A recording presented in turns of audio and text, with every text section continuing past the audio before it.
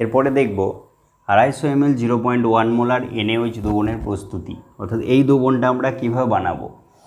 Teacher supply দিয়ে দেবে, কিন্তু আমাদের বানানোটা শিখতে হবে। সেক্ষেত্রে NaOH এর আণবিক ভর কত সেটা দেখে নেব। আণবিক ভর, যেহেতু মোলারিটি আছে তাই আণবিক ভর দেখব। কিছুক্ষণ পর আমরা নর্মালিটিতেও দ্রবণটা বানাবো। 23 + 16 + 1 = 40, আণবিক ভর 40। সো 1 মোল মিন্স 40 গ্রাম। এখান থেকে আমরা এটা করতে পারি 1000 ml মানে 1 লিটার। 1 মোলার, দেখো 1 মোলার মানে কিন্তু 1 লিটারে 1 লিটার দ্রবণে কত ভর আছে, তো সেটা যদি ভরে কনভার্ট করি অবশ্যই সেটা হবে 40 গ্রাম। মানে 1 লিটারের একটা পাত্র যদি নিই তাতে 40 গ্রাম NaOH দ্রবীভূত করে টোটাল দ্রবণের আয়তন 1 লিটার হতে হবে। তার মধ্যে থাকবে জল এবং 40 গ্রাম NaOH, এটা দ্রবীভূত অবস্থায় থাকবে। তো আমরা এটা বানানোর জন্য একটা 1 লিটারের ভলিউমেট্রিক ফ্লাক্স নিয়ে নেব। এটা ভলিউমেট্রিক ফ্লাক্স, এখানে দাগ কাটা আছে, এই দাগ পর্যন্ত এই টোটাল যে ভলিউমটা সেটা হচ্ছে 1 লিটার, যদি 1 লিটার বানাতে চাই। এবং কনসেন্ট্রেশনটা যদি 1 মোলার রাখতে চাই তাহলে আমাকে অবশ্যই 40 গ্রাম NaOH নিতে হবে। তো এটা কাগজে করে থাকবে 40 গ্রাম NaOH। সেই 40 গ্রাম NaOHটা আমাকে ফানেল লাগিয়ে এতে ঢালতে হবে, কারণ শুধু কাগজটা ঢালতে গিয়ে বাইরে পড়ে যেতে পারে, তার জন্য ফানেল লাগিয়ে ঢালতে হবে। তারপর এটা এখানে পড়ে যাবে। প্রথমে কিন্তু সবটা জল নেব না, অবশ্যই অল্প জল নেব, NaOHটা ঢালবো। এবার সেটাকে জল দিয়ে কিছুটা ডিজলভ করবে, এতটা জল নেব, NaOH পড়ে যাবে, ডিজলভ করে নেব, অর্থাৎ এটা ঘুলিয়ে নেওয়া হবে, নাড়িয়ে নেওয়া হবে। তারপরে বাকি এবার জল ঢালতে জলের লেভেল যখন এতটা, তখন আমি কিন্তু দেখো ওয়াশ বোতলে করে জল ঢালতে হবে। একটা ওয়াশ বোতল দেখতে কেমন, একটা ওয়াশ বোতল দেখতে এরকম। এই ওয়াশ বোতলটা এদিকে মুখ দিয়ে পাইপটা আছে, তো এখানে প্রেসার মারলেই এই পাইপ দিয়ে জলটা বেরোবে। এই ওয়াশ বোতলে আমি ঢালতে পারি, বিকারেও ঢালতে পারি, মানে ফানেলটা লাগিয়েও ঢালতে পারি। তো এই দাগের ঠিক নিচে আমাকে কিন্তু স্টপ করে দিতে হবে। তারপরে ড্রপার ইউজ করে 1 ড্রপ করে দিতে হবে, কারণ জলের লেভেলটা এই দাগ ক্রস করে গেলে কিন্তু কনসেন্ট্রেশনটা 1 মোলার আর থাকবে না। আমি যেহেতু 1 মোলার বানাতে চাইছি, 1 মোলার আর থাকবে না। একদম লোয়ার মিনিসকাসটা, জলের লোয়ার মিনিসকাসটা যেন এই যে মেন দাগটা, এই দাগটার লোয়ার মিনিসকাসটা যেন এই দাগটাকে টাচ করে, অর্থাৎ এই যে লেভেলটা এই দাগটাকে টাচ করবে, তখন ঠিকঠাক হবে। তখন আমরা পাবো 1 মোলার গাঢ়ত্বের একটি NaOH দ্রবণ, ঠিক আছে। এবার যদি আমাকে 1 মোলার না বলে 0.1 মোলার বলে এবং 1000 ml না বলে 250 ml বলে, তখন আমি কি করব, 250 ml 0.1 মোলার NaOH, ক্যালকুলেশনটা হবে 40 × 250 × 0.1 / 1000। তো তোমরা দেখবে অ্যাকচুয়ালি সেটা 1 বেরোবে, 1 গ্রাম। তাহলে একইভাবে এরকমই একটা 250 ml এর কন্টেনার নেব, কারণ আমাকে 250 ml বানাতে বলেছে। তখন এটা চেঞ্জ হতে থাকবে। এই কন্টেনারটা 250 ml এর নেব, 250 ml। যে NaOHটা দেব সেটা অবশ্যই 1 গ্রাম NaOH দেব, এবং যে কনসেন্ট্রেশনটা হবে সেটা 0.1 মোলার হবে। এইভাবে আমরা 250 ml 0.1 মোলার দ্রবণ বানাবো, ঠিক আছে। যদি আমাকে নর্মালিটি বলে তাহলে আমাদের আণবিক ভরকে কাজে লাগিয়ে তুল্যাঙ্গ ভার দেখতে হবে।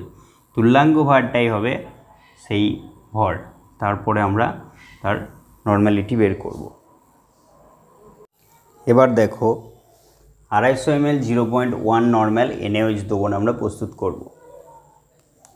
তো এটা নর্মালিটি, দেখো নর্মালিটির মানেটা তোমাকে এটা বুঝতে হবে যে 1000 ml দ্রবণে কত গ্রাম তুল্যাঙ্ক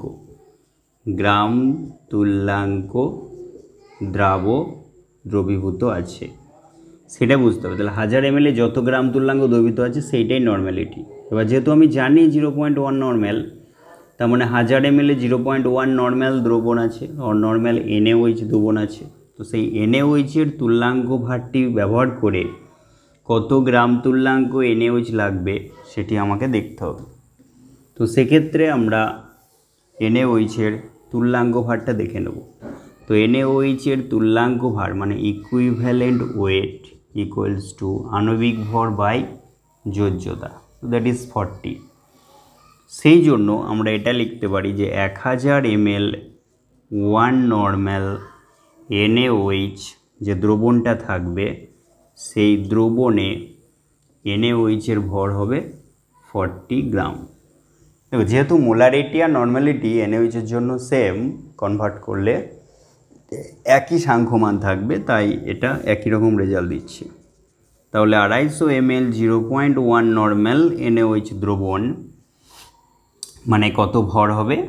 তো অবভিয়াসলি 40 বাই যা হয়েছিল আলটিমেট ওটা 40 বলে, তো 1 গ্রাম। কী করে 40 হলো না, এই যে এটা উপরে উঠে গেল এই দুটো আর এটা নিচে, তো ভাগ এটা কাটাকাটি হলে 40ই হবে, তাই 40 দিয়ে ভাগ করে দিলে যে 250 ml 0.1 নর্মালের কাজটি আমরা করতে পারবো। তাহলে এটা কিন্তু 1 গ্রাম, অর্থাৎ 1 গ্রাম NaOH নিয়ে 250 ml ভলিউমেট্রিক ফ্লাক্সে নিয়ে দ্রবণ বানালে তার কনসেন্ট্রেশন হবে 0.1 নর্মাল। তো দেখা যাচ্ছে 250 ml 0.1 নর্মাল অক্সালিক অ্যাসিড দ্রবণ বানাতে বলেছে। অক্সালিক অ্যাসিডের সংকেতটা COOH, দুটো কার্বক্সিলিক অ্যাসিড, এখানে মাঝে বন্ড থাকবে, .2H2O। এই টোটাল মানে ক্রিস্টাল আকারে থাকে, ক্রিস্টালে 2 অণু জল থাকে। এই টোটাল যে জিনিসটা এর যে আণবিক ভর এর মলিকিউলার ওয়েট, তো মলিকিউলার ওয়েট কত হবে চলো হিসাব করা যাক। তো কার্বনগুলো 12 করে ধরবে, অক্সিজেনগুলো 16 করে ধরবে, হাইড্রোজেনগুলো 1 করে ধরবে, এদিকে জল মানে হচ্ছে 18, তো টোটাল পাবে তুমি 126। এখন ইকুইভ্যালেন্ট ওয়েট অর্থাৎ তুল্যাঙ্ক ভার of oxalic acid will be 126/2 equals to 63। তো 63 হচ্ছে ওর তুল্যাঙ্ক ভার, আলাদা আণবিক ভর 126 কিন্তু তুল্যাঙ্ক ভার হচ্ছে 63। এখন এই 63টাকে নিয়ে আমরা কি লিখতে পারি? তাহলে আবার বলছি অক্সালিক অ্যাসিডের সংকেতে এটা তুল্যাঙ্ক ভার 63। এটা একটা প্র্যাকটিক্যালের যে ভাইবা হয় সেখানে জিজ্ঞাসা করা হয় তুল্যাঙ্ক ভার কত। তো 63 যখন পেলাম আমাদের উদ্দেশ্যটা তাহলে দেখো 100 ml 1 নর্মাল অক্সালিক অ্যাসিড দ্রবণ ইকুইভ্যালেন্স টু 63 গ্রাম। তাহলে এখানে আমরা কি করব, 250 ml 0.1 normal oxalic acid equals to 63 into 250 into 0.1 by 1000। তো দেখো কাটাকাটি করে এটা 63কে 40 দিয়ে ভাগ করতে হচ্ছে, তো ডাইরেক্ট আমরা যদি 40 দিয়ে ভাগ করি মানে 250 আর 0.1 বললেই না 40 দিয়ে ভাগ করে দেবে, তুল্যাঙ্ক ভারকে 40 দিয়ে ভাগ করে দেবে। তো এটা 40 দিয়ে ভাগ করে কত হচ্ছে 1.575 গ্রাম। এবার এটাকে রাখবো বুলেটে। তো এটা যে বানাবো তার জন্য আমাকে 250 ml এর একটা ভলিউমেট্রিক ফ্লাক্স নিতে হবে। এটা নিয়ে এখানে দাগ কাটা আছে, এটা 250 ml ভলিউমেট্রিক ফ্লাক্স। তো আমি কি করব 1.575 গ্রাম বা অলমোস্ট আমি কিন্তু 1.6 গ্রামও নিতে পারি। আমার কিন্তু কনসেন্ট্রেশনটা সেই ফ্যাক্টরে ক্যালকুলেশন হয়ে যাবে। তুমি যদি এটা নিতে পারো খুব ভালো, না হলে এটাও নিতে পারো। এই মাসটা আমি এখানে অ্যাড করব যেভাবে আগে দেখালাম, আমি ফানেলকে লাগিয়ে কাগজের থেকে ফানেলে ঢালবো, ফানেল থেকে ওয়াশ বোতল দিয়ে সেই জলটা মিশ্রণটা নিচে নামাবো, তারপরে একে ডিজলভ করে নেবো, এতটা জল ভরে ডিজলভ করে নেবো। ডিজলভ করার পর আমি জল অ্যাড করতে থাকবো, কাছাকাছি যাওয়ার পরে স্টপ করে দিয়ে ডপারে করে আমাকে ঢালতে হবে। ডপারে করে ঢেলে আমি একটি দ্রবণ বানিয়ে ফেলবো, যে দ্রবণটা হবে 250 ml 0.1 নর্মাল।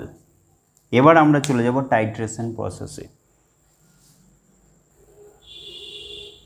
তো দেখো প্র্যাকটিক্যালি যে কোশ্চেনটা দেওয়া হয়েছে, জ্ঞাত মাত্রার প্রমাণ অক্সালিক অ্যাসিড দ্রবণের সাহায্যে অজ্ঞাত মাত্রার NaOH দ্রবণের মাত্রা নির্ণয়। দেখো প্রমাণ দ্রবণ অর্থাৎ প্রাইমারি স্ট্যান্ডার্ড সলিউশন যারা, যে দ্রবণগুলো বাতাসের অক্সিজেন দ্বারা জারিত হয় না বা অনেক সময় ধরে রেখে দিলেও যাতে কনসেন্ট্রেশন চেঞ্জ হয় না, প্রমাণ। এবার এক্সাম্পল হচ্ছে অক্সালিক অ্যাসিড একটি প্রমাণ দ্রবণ, কিন্তু এনএইচটাকে প্রমাণ দ্রবণ বলা হবে না, এটা গৌণ বলা হবে, এটা হচ্ছে সেকেন্ডারি স্ট্যান্ডার্ড সলিউশন। এবার প্রমাণ মানে তোমাকে একটা মাত্রা দিয়ে দেওয়া হয়েছে, n/10 হতে পারে সেটা, বা n/20 হতে পারে, একটা মাত্রা দেওয়া হয়েছে, ভলিউমও কিছু দেওয়া হয়েছে। আর অজ্ঞাত মাত্রা NaOH টিচার হয়তো প্রায় n/10 বানিয়ে দিয়েছে, সেজন্য এরকম লেখা থাকতে পারে, কিন্তু তোমার কাছে এটা অজানা, তোমাকে এক্স্যাক্ট ভ্যালুটা বার করতে হবে। n/10 কাছাকাছি দিতে পারে, তো এক্স্যাক্ট ভ্যালুটা বের করার জন্য আমাদের টাইট্রেশন প্রসেস লাগবে। This is a process in which we can calculate the strength of a particular acid or base। তো দেখো আমরা দ্রবণ বানিয়ে নিয়ে এরপরে টাইট্রেশনে নেমে পড়েছি। এক্ষেত্রে NaOH এবং অক্সালিক অ্যাসিডের টাইট্রেশনটা করতে গেলে প্রথমে তো দ্রবণ বানানো শিখলে, যে কীভাবে দ্রবণ বানাতে হয়। এইবারে কাজ শুরু করতে হবে। পিপেটে করে 25 ml NaOH মুখে করে টেনে কনিক্যালে রাখা হবে এবং নির্দেশক দেওয়া হবে ফেনলাফথ্যালিন। নির্দেশক দেওয়ার পরে কনিক্যালটা বুরেটের নিচে বসিয়ে দিতে হবে। ওই দিক দিয়ে অক্সালিক অ্যাসিডের যে দ্রবণটি বানানো হয়েছে, যে দ্রবণের মাত্রা আমাদেরকে বলে দেওয়া হয়েছে 0.1 নর্মাল অক্সালিক অ্যাসিডের মাত্রা, সেই অক্সালিক অ্যাসিডটা আমরা রাখলাম বুরেটে, তারপর টাইট্রেশন শুরু করলাম। এই ড্রপ ওয়াইজ পড়তে এখানে দেখা যাবে যে পিঙ্ক কালারটা কালারলেস হয়ে যাবে, অর্থাৎ যে গোলাপি বর্ণটা সেটা বর্ণহীন হয়ে যাবে, এবং যে মুহূর্তে বর্ণহীন হচ্ছে, 1 ড্রপ দিয়ে বর্ণহীন হচ্ছে, সেটাই প্রশমন ক্ষণ। এবং প্রশমন ক্ষণে অর্থাৎ যখনই বর্ণহীন হয়ে যাবে তখনই টাইট্রেশনটা কমপ্লিট হবে। তারপর আমাদের বুরেট পার্টটা দেখে নিতে হবে। সেক্ষেত্রে আমরা ধরে নিচ্ছি যে একটা বুরেট পার্ট যেটা অক্সালিক অ্যাসিডের জন্য লেগেছিল, সেই অক্সালিক অ্যাসিডের জন্য আমি ধরে নিচ্ছি যে বুরেট পার্টটা লেগেছিল সেটা হচ্ছে 20 ml। তো অবশ্যই মিলিলিটারে ক্যালকুলেট করা হয়েছে 20 ml। ওইদিকে 25 ml আমার NaOH ব্যবহার করেছি, এবং ক্যালকুলেশানটাতে S1টা কত সেটা বের করব। তাহলে দেখা যাক S1টা কত হচ্ছে। So V1 S1 = V2 S2। তো V1 মানে 25 ইন্টু S1টা জানি না, বের করতে হবে। V2 হচ্ছে 20 ml আর স্ট্রেংথটা 0.1 নর্মাল। তো সেক্ষেত্রে S1টা আমরা ক্যালকুলেট করে নেব 20 ইন্টু 0.1/25। তো সেক্ষেত্রে অবশ্যই নর্মালে চলে আসবে। তারপর n/10 ফ্যাক্টরটা তুমি চেঞ্জ করে নিতে পারো, সমস্যা নেই। তাহলে 2/25 তার মানে হচ্ছে 4/100, তার মানে 8/100, সো 0.08 নর্মাল। এটাকে যদি আমি n/10 প্রকাশ করি তাহলে কত হবে, কত n/10, তাহলে অবশ্যই ডেসিমেলটা এক ঘর সরে যাবে, 0.8 n/10 ফ্যাক্টরটা পড়ে থাকবে।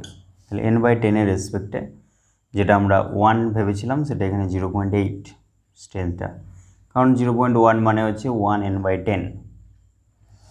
এখন কথা হলো NaOH যেটা অজ্ঞাত মাত্রার NaOH আমাদের দিয়েছিল তার স্ট্রেংথটা বেরিয়ে গেছে এত নর্মাল।